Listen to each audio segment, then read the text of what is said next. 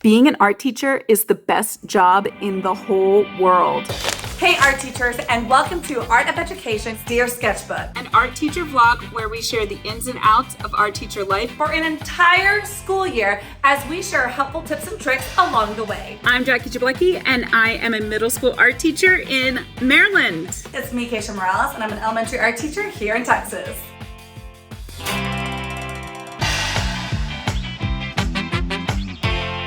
It's August, and in today's episode, I'm going to be sharing how I use different social media platforms to connect with parents and other art educators. We are in the middle of classroom setup. I'm also going to share how I use computer paper boxes to collect and store artwork throughout the year, and a great first day activity to get your students to create and collaborate as we learn in the art room. And tackling this mountain of things behind me. It's crazy. I love it when I come to school and there is trash sitting outside my classroom. Good morning, Roberta.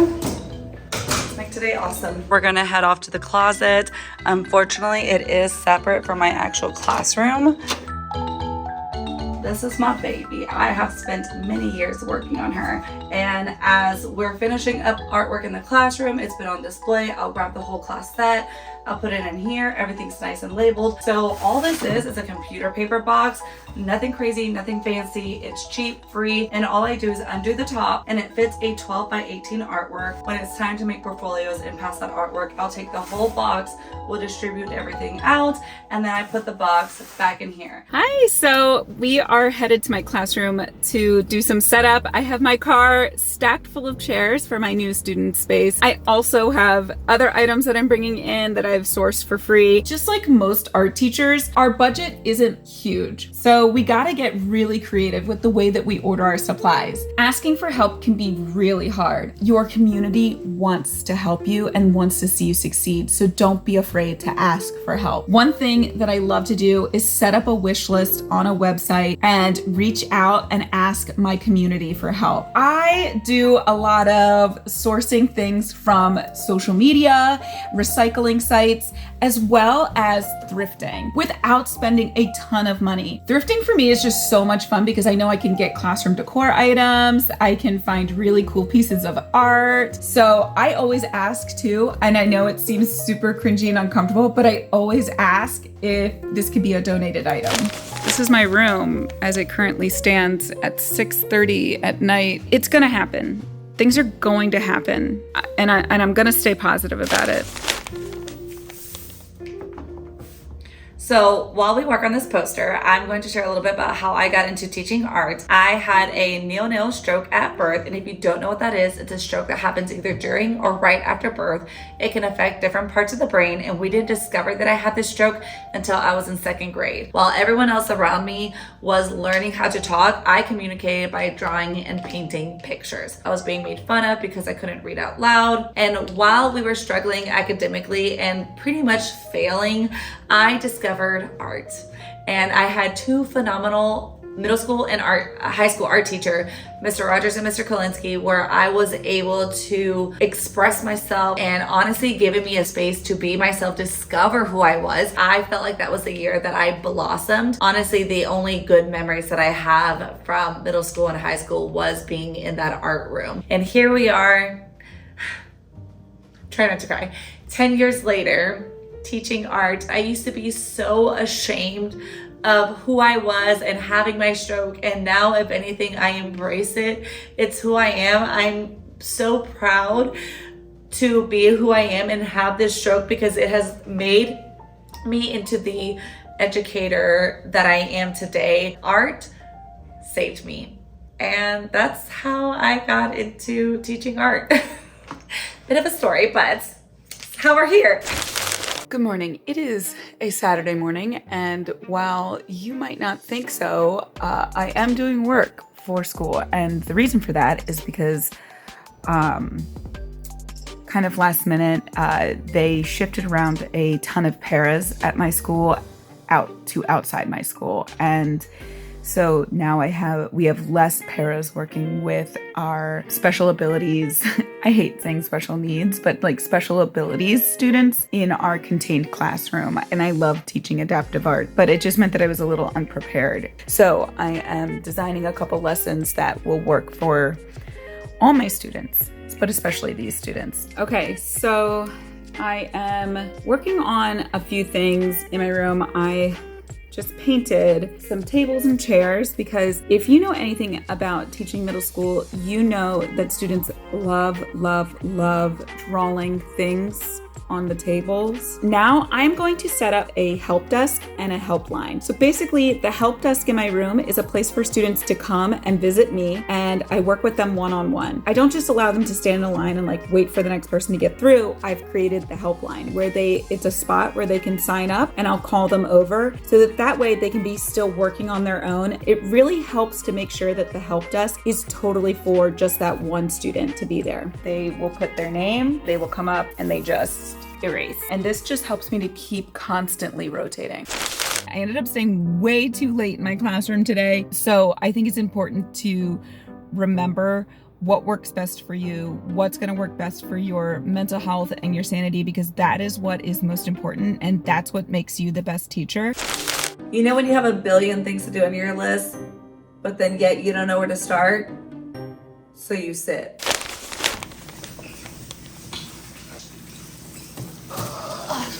So once upon a time, many years ago, our district was so large that we had 2 art teachers, but then obviously after budget cuts, we are down to 1 art. So this room has just been kind of empty. We are grateful for this year that we have it, and we're going to use the heck out of it. But yes, I do have a second art room. Don't come at me. Art supplies are so expensive. So to help cut the cost, this is gonna be our game plan, okay? We're gonna be using a lot of trash and turning it into beautiful art pieces. So at the beginning of the year, I sent out a little PDF of all the items that I needed, like coffee filters, toothpicks, pool noodles. This is also another reason why I like having a separate social media page for my parents. I'm not posting anything crazy, you know, just showcasing what every grade level is doing, right? If I need something, I can be like, hey fam, we are going to need newspaper, we're going to need this, we're going to need that. And at this point, they know me so well that if they see something, they'll be like, hey, thought of you, would you need this? Yes, bring it up to school. Thanks for thinking of me. Do you ever get to the end of teacher work week and realize that it's not all done and it's Friday and it's stressful? And that's where I'm at. I have so much to do. Welcome to the first day of school, where the goal today is to survive and thrive.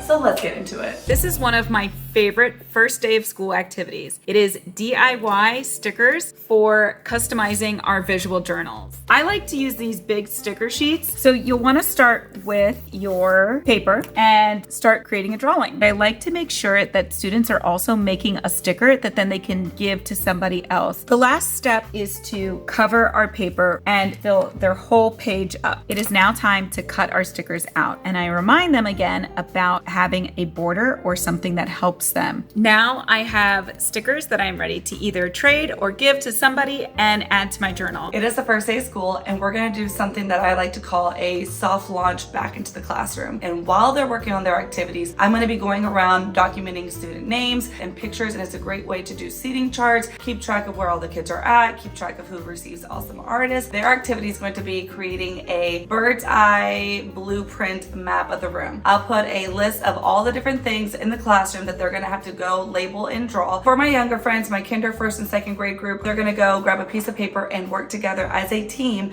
to blend and create one picture incorporating everybody's summer memory. Whether it was going to the pool or the beach, to keep them engaged for the whole hour as we're documenting student names and pictures. I have my visual journals, but this is kind of what we did last year too, is keeping everything in these milk crates separated by class. I love how some of their stickers are going along. You know, they're picking things that are important to them, and they tend to do just such a great job. This year, by far, is the largest group of kinder friends that I've had in a very long time. So I'm kind of terrified, but it's gonna be fine. We're gonna figure this out together. It's gonna be fine.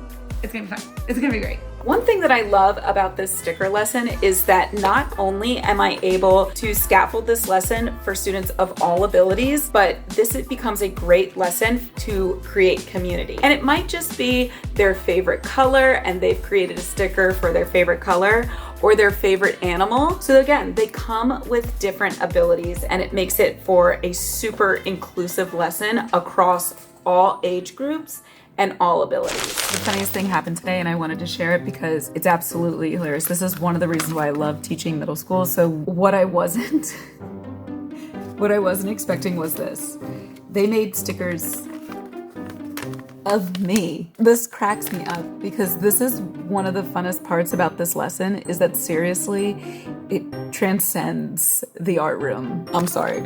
I'm so excited about this. That's so awesome. Well, my friends, that wraps up the month of August. We will love to hear what you do on the first day of school or how you save and collect artwork throughout the year and what are some of the classroom management systems that you have in place to make your classroom run as smooth as possible.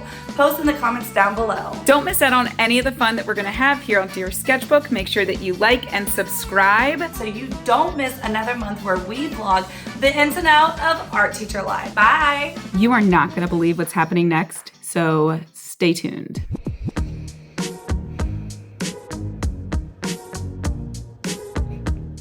Today was not a win. My fifth graders must have sensed something was wrong with me because I was crying all afternoon. It is the beginning of the school year. Don't get me wrong, I'm nervous. I'm a little bit afraid. It's fine, it's fine. But you know, we're gonna survive and thrive because that is what we do best. Survive and thrive.